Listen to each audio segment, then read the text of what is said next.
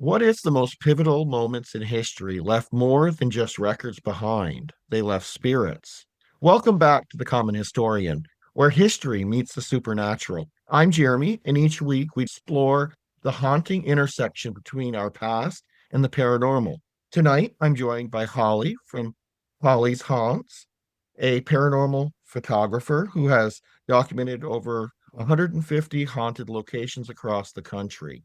We'll be diving deep into her most chilling encounters, including the tragic Lemp Mansion, the infamous McPike Mansion, and the mysterious Witch's Castle.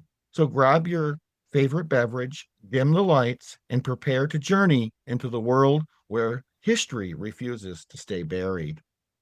Welcome, Holly. Hi, hi everybody. Thank you for having me. Oh, it's my pleasure. I'm excited to dive right in tonight. So, you visited over 550 haunted And counting. locations and I have counting. I have more than that now. Yeah, Oh, okay. I add to it monthly. The numbers Monthly. just keep going up. What started you on this incredible journey as a paranormal photographer and investigator? I'm a Southern California native. When I was a little girl, we're talking 3, 4 years old, I went into the Haunted Mansion at Disneyland and it changed my life. And that's what did it. And then I had the record as a kid, and I still have the record. They let me listen to the Haunted Mansion over and over again. My grandparents were so cool about it. They never said, turn that off. They were like, okay. They just kept singing the songs with me. And then I started getting into the books, Haunted Houses of California. The internet came along. So I got to look up things. Then MapQuest came along. We were going through the streets like pirates with our MapQuest directions, trying to find these places. I visited the Winchester Mystery House at 8 years old. So I've been doing this my whole life. And everybody that's been my friend or I've dated, they've all entertained it also. So everybody's been in real good spirits with everything I've always wanted to do.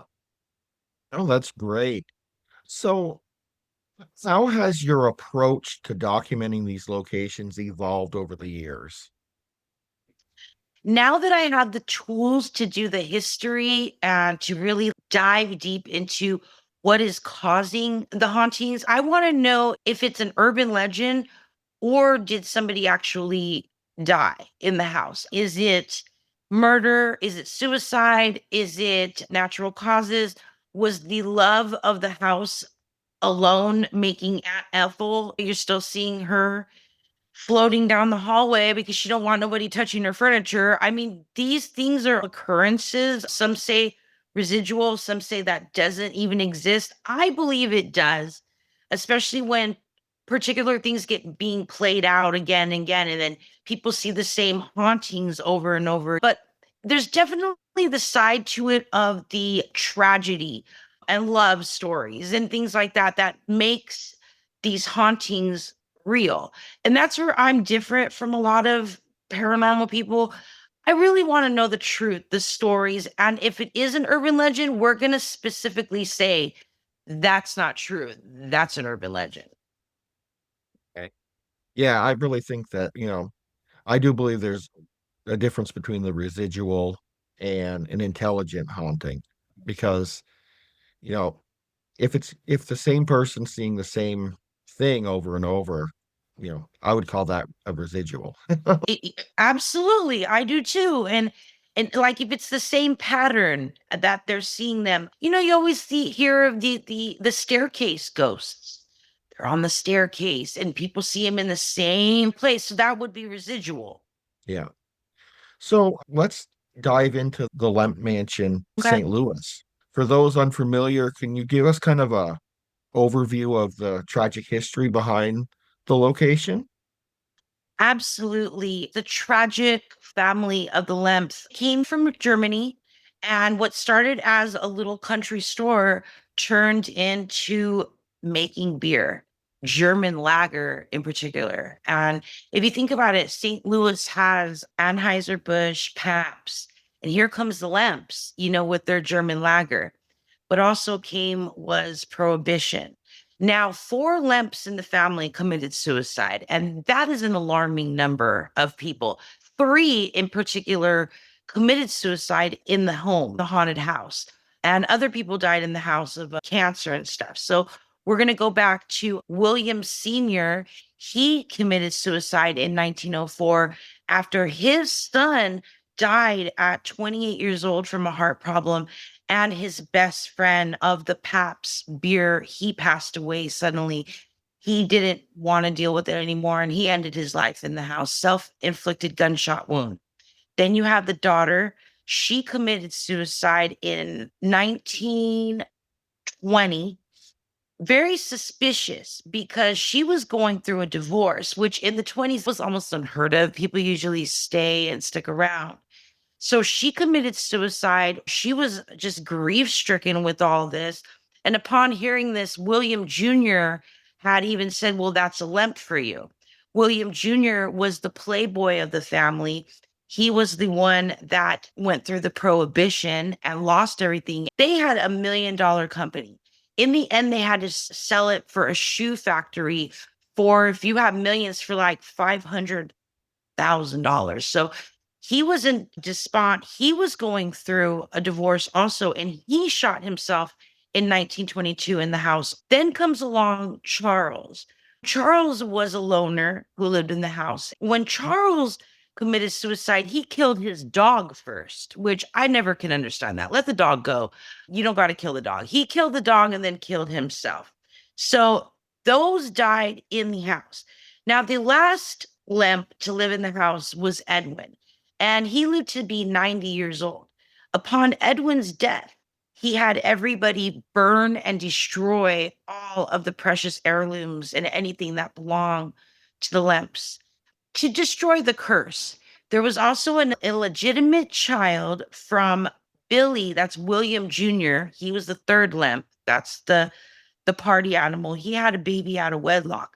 Some say he was disfigured, others say he had downs. This was the 20s. They did lock him up in the third story of the house, and people would see him waving out the window. He died at a young age and never really seen outside of the house. They say Zeke, that is his name, is an intelligent ghost entity because he plays with toys that people leave. The rest of them are just tragic. I've heard a gunshot in up on the second floor, and I also heard a woman's laughter in the foyer. Oh, and that's going to lead into one of my next questions. What would your experience with photographing and investigating the Lemp Mansion, and if you had captured anything unusual? So you had a gunshot, you said. Was there additional things that you caught, any EVPs or anything like that? So I did a live on Facebook. You can kind of hear muffled things. I didn't catch anything with audio. And I was so freaked out. I do not get scared, particularly. I'm the one that always goes into these places, even alone. I was so scared that I stayed out till about 4 o'clock in the morning. And when I came inside, I had to sleep with the lights on. I seen a mist in the bathroom. I didn't know what it was. Hearing the woman's laughter downstairs. As far as pictures, nothing really was caught on there. In particular, Billy's bathroom. He was such a party animal. He had a shower for the ladies of the night that was all see-through around it. And I guess that was his party room. In some of my pictures, you can see weird light coming through there, but it was more like I experienced it. They were messing with me. I guess they knew I was scared. I walked around the whole house by myself. I heard that gun click. I know what they sound like. And I heard that woman's laugh. I say it jokingly that I would go back, but I don't know if I would go back and spend the night. It really scared me. There was something really going on in that house. You kind of touched on the multiple suicides, the family story is particularly dark. Do you feel that kind of tragedy really leaves a strong imprint there, or is it something else? Absolutely. Particularly William, he had these tunnels built underneath the house that would lend to go to the Lamp Brewery. He had a stage underneath these tunnels. He had a bowling alley. He spent his money and he spent it on the ladies of the night. When he lost all that money, that must have really like sunk in his soul because they see and hear him the most. And the Elsa Lemp suite, I stayed in that suite. In particular, there is a hidden compartment right by the fireplace where you can move a piece of wood, and there's hundreds of letters of people that have experienced stuff in the Lemp Mansion and in that room. Oh, yeah, I didn't know that. So, kind of moving on to the McPike Mansion, I believe that's in Alton, Illinois. It's known as one of the most haunted places in America. What kind of drew you there? Because it's one of the most haunted places in America. But you know what really drew me there is the way it looks like the Haunted Mansion from Disneyland. In particular, that it is a second empire. I'm in love with second empires and mansard roofs. I really should have went to architectural school, but I'm in love with the pillars and how big it was. And you know, the McPike has been around since 1871. Henry McPike even was with Abraham Lincoln when he received the letter for his presidency. There's been so many famous people that have been on the McPike grounds and they loved their house. Now, Ghost Adventures went there. They disturbed her. I don't know if they disturbed it or if somebody came onto the property and disturbed a grave there, but Sharon, who is a wonderful woman who took me in the house, just you can pull up there, you can let her know the number's there. You can camp out in the front yard, and then they do a seance in the wine cellar.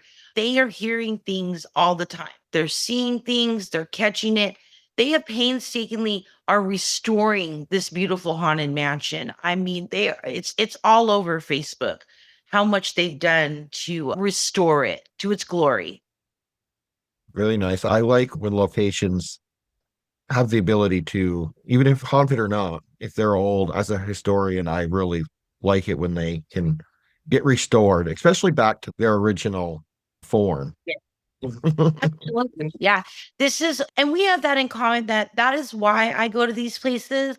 I want to pay the money to go on the tours. I want to talk about it. I want the younger generation to check it out. Let's preserve them. I've been a part of a lot of historical societies myself because it's so important to preserve the past of these particular homes. Yeah. So when you visited the McPike Mansion, did you encounter anything during your visit? I didn't. And you know what was so full though was just being there and Yeah. going to the backyard where the grave was at. And you know what? Some of my pictures, see, I'm a skeptic. Some of the pictures, it kind of looks like their faces in the windows, but I don't want to say that every picture is a face. That's just I don't know if that's my mind wanting it to be. But I do Yeah. have a lot of proof out there that shows that, but just being there, it felt I was just in awe looking up at this house. That is one of my particularly favorite houses. Yeah. I'm actually this weekend going to the Wilson Castle in Vermont, which I'm Nice. Very excited for you. It's so cool to go to these places. oh, how do you feel that the history of the McPike family connects to the paranormal activities reported there now? I really believe it was the love of the house and everything they went through. The place sat vacant for what, close to 50 years. It was in complete disrepair. And, you know, I think that sometimes when you start going into a abandoned house and you start fixing things up, you start stirring them up. Well, she did that. She started wakening them up, which I think is so cool because I believe that has a lot to do with it once you start remodeling. I think that when you start fixing it up and all that, it does stir everything up. And I think it's been documented in many places that that happens. Yeah. It awakens the dead, and it is a thing. And I really believe that McPike is absolutely haunted. Yeah. Oh, I do too. Now, moving on to the witch's castle, that Yeah. could refer to several locations. Which one captured your attention and what's real history versus the legend? In Utica? Oh, okay. So the Witch's Castle, Mistletoe Falls, which overlooks the Ohio River. Okay. So there are things that say that there was witches there. And then I've gone and did my research. A lot of people want to say old ladies with cats and cauldrons are witches. Now they could just be old ladies just chilling around making their brew and their soup. Every society wants to say witch. Lady with the cat, you're a witch. There was a group of sisters there that they accused of this and burnt it down. They started rebuilding it, and then a fire broke out in the 40s again. So, with the witch's castle, there's been a couple fires there that has taken down the structures. Now, there is like a little church type of thing that overlooks that's way up on when you're standing in front of this property. It's up to the right. And you have to do a little bit of hiking to get to the stones. I have it all on my Holly's Haunts on Instagram, the pictures of it. I've gone 3 times. I've gone in the dead of winter and I've gone when there's full foliage there where it's all green and beautiful. The sad part about the witch's castle is it is tied to the murder of the 12-year-old Shanda Share. Did you look that up a little bit of A little bit. why, the ultimate mean girls tortured, mutilated, and in the end they tried to burn her body What makes this location kind of stand out overall for the many places you've been? because it's abandoned and it looks like a witch's castle. I mean, straight up, it's abandoned and you can go in it. And I really like abandoned places. I feel like it's even more scarier to go onto grounds that you don't know if you're going to get hurt, who you're going to encounter. We're not just encountering ghosts sometimes, we're encountering people, and they could be staying up there, going up there and going into the structures and walking around. You feel like you could get lost up there. That's what drew it to me, that it's still there. You have to kind of trespass it. If you do go to these places, don't leave trash. Pick up your stuff. Even take a trash bag up there and start cleaning them up. Preserve them. Don't be a menace with these places. Don't break anything. Just go in there, get your pictures, and get out. I mean, that alone is really fun to me. Yeah. Yeah, you never want to, destroy anything or do any No, of that.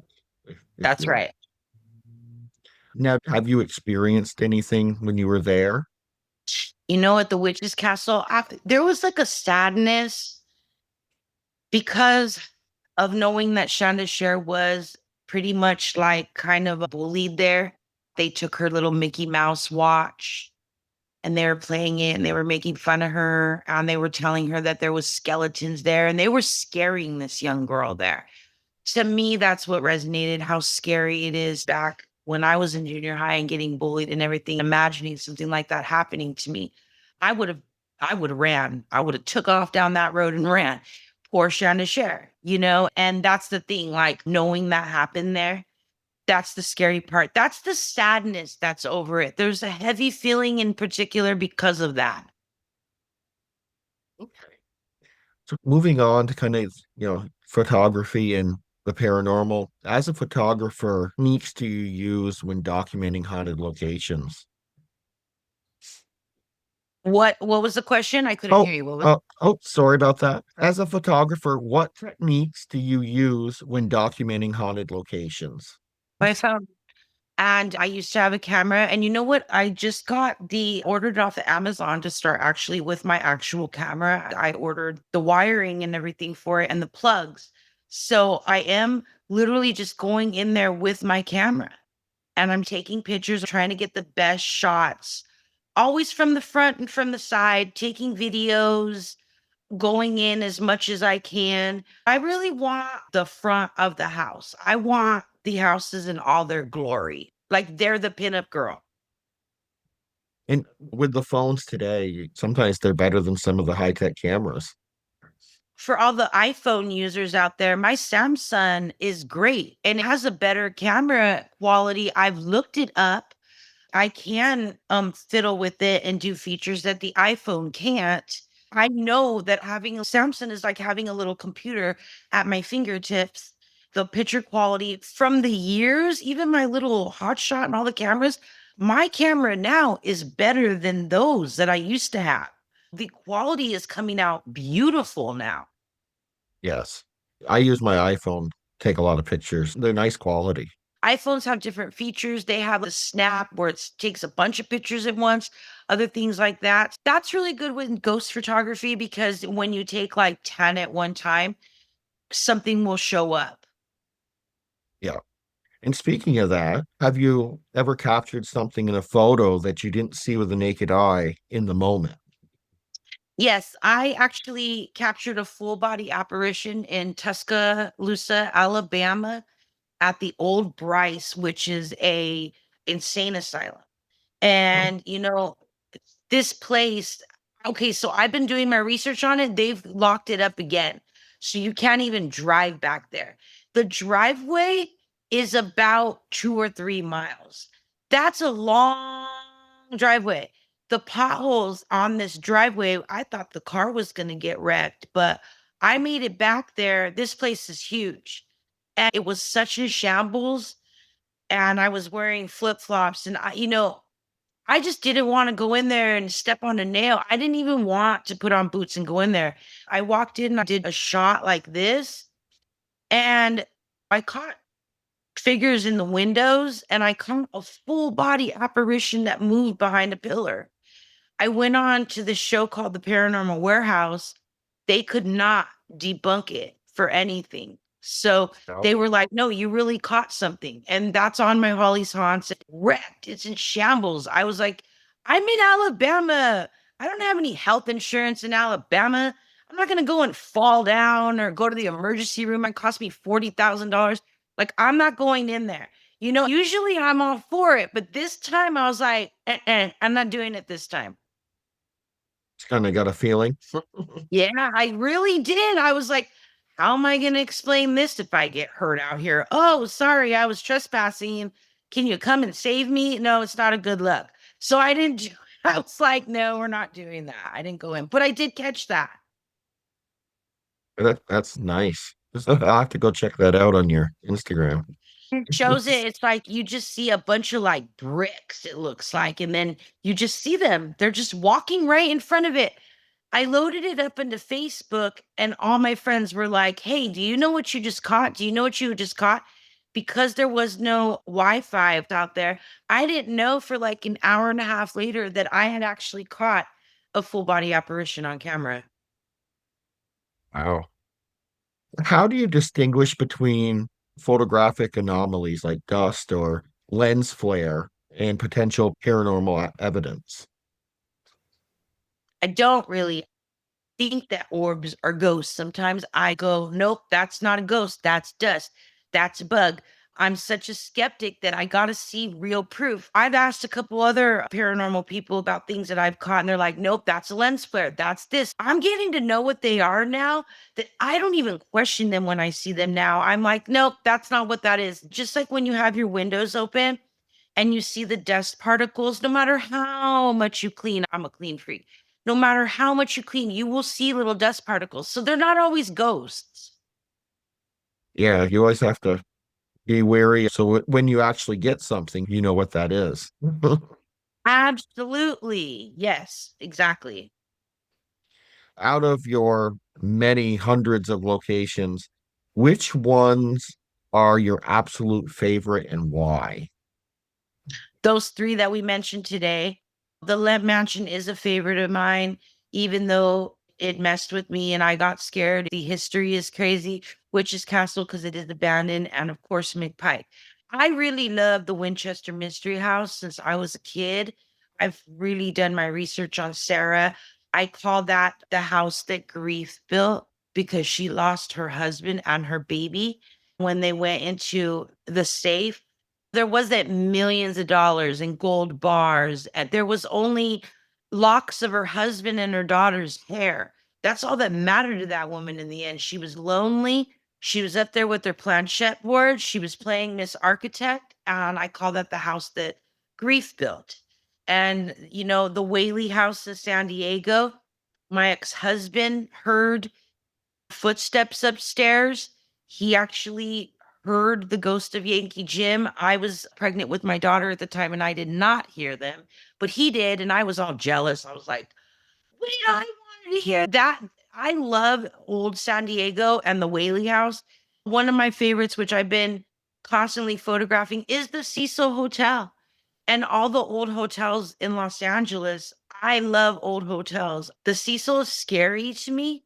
I've stayed there. I've been a part of the Netflix documentary.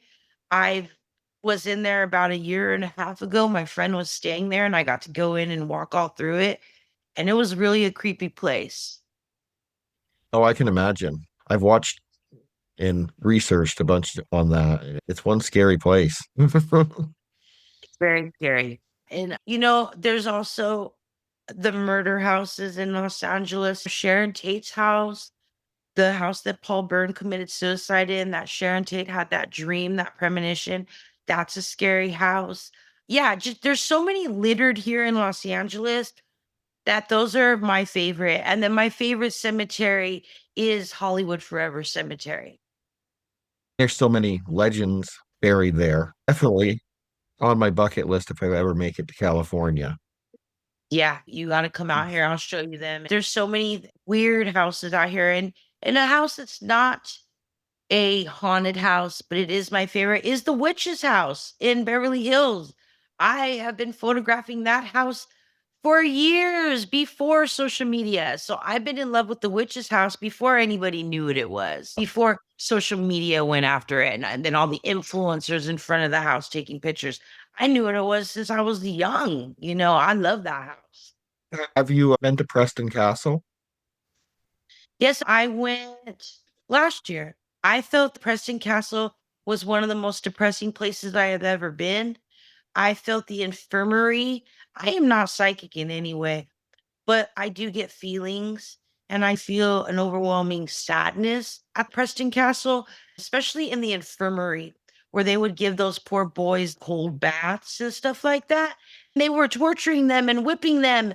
And then there's that lady that was killed there that they still that was an unsolved murder with that one, and then those boys were killed there. There was a lot of torture with those young men in that place, and the residual sadness and deepness of how they felt there, it's definitely there.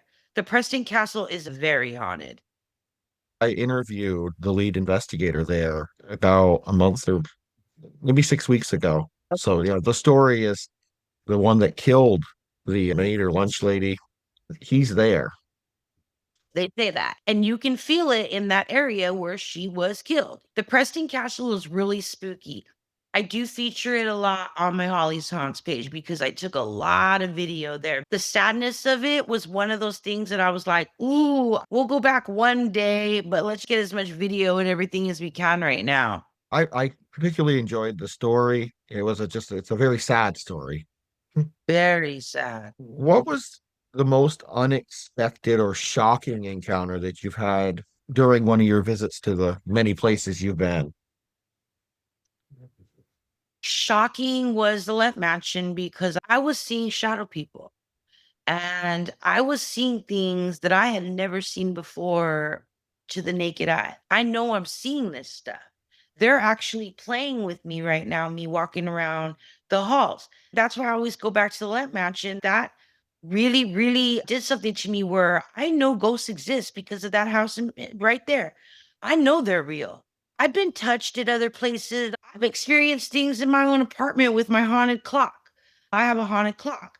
I have had things happen, but shocking it would be the Lemp Mansion that I was seeing weird shadows and I seen that mist in the bathroom, which I don't usually see stuff like that at all. Yeah. So, other than the mansion, have you ever had a place where it generally frightened you or made you want to leave? No, not really. I haven't. Even the Cecil Hotel, when I stayed there, is the only other one because the reason why I went was we went to a Bernie Sanders free Red Hot Chili Peppers concert. And we were drinking, and I was like, you know what? I'm not going to take an Uber back and we're not going to drive. I said, let's go to the Cecil. My boyfriend at the time was like, you're crazy. Why would you want, why? Why? Come on, Holly, let's go somewhere nicer. I said, no, we're going to the Cecil and I'm going to pay for it. I'm going to pay for it, right? He ends up passing out, snoring, because that's what he does. And you know what I did was I ran up and down the hallways. I freaked myself out so bad. There was a communal bathroom. You know what I mean? It has the urinal, has the bathroom, and then it has like two sinks. I come around this one corner. I scared the crap out of myself. I ran back so fast to the room. And there's something to be said about the Cecil. The rooms have so many locks on them. It's like something at a hostel. There's like five different locks. And my phone ran out of battery. I'm over here clicking them. And I just got really scared. And my phone ran out of battery. And then I'm like looking out the window and there's this gargoyle that's across the way because I was up really high in the Cecil Hotel. That place scared me. It really shocked me. And I was like, what am I doing? That was like probably 2 years after Elisa Lamb went missing and was found in the Yeah. water tanks. Rest in peace, Elisa Lamb. We still don't know. I was like, okay, I'm not going to be trying to become another victim at the Cecil. Yeah, So that was scary. Genuinely, that was scary. I don't know if I could stay there. Yeah, I just wanted to do it. It was like a bucket list thing. I've stayed at the Biltmore. I've just had feelings at the Biltmore. I did a tour October 2nd at the Alexandria Hotel. Haven't had anything happen to me yet, but I'm waiting. I hope that they do something. So how do you see the relationship between preserving historical locations and the paranormal tourism community? Well, I think that if we bring people in that are into the paranormal and they're going to pay and go and see these places, they're going to preserve it because they're going to help with the funding to keep the roofs intact, to keep the plumbing, to keep the electrical from not burning. Upgrades are part of it. You know what I mean? Like, in particularly fires. Being a Southern California native, we have fire season. So I think it's really important to people to go pay for the tours, give back to these places so that they can stay with us. The paranormal is just the icing on the cake. It's cool that people are still haunting these places. And I really want people to tell the truth about it. Don't do this for click and likes. Don't do this for clout on the gram. Do it because you love it and you want to know the true story of it. Let's get down to what really happened at these places. Let's get back to them and keep Yeah. them open. That's where I'm at. Let's keep them open. I Yeah. agree 100%. So what advice would you give someone wanting to start visiting haunted locations? There's so many websites, so many things that you can just be a tourist in your own backyard. In any state, you can literally look them up. You can look up the most haunted places in your state. There's such cool YouTube videos out there, the Speakeasy, a couple of the other ones that document them and tell you all the cool places in all the cities. Every city has a haunted house. Every city has a historical society. Every city has a house with a past. It's very easy now with the age of the internet. You're Sitting able. behind me is my book collection that I've had since junior high.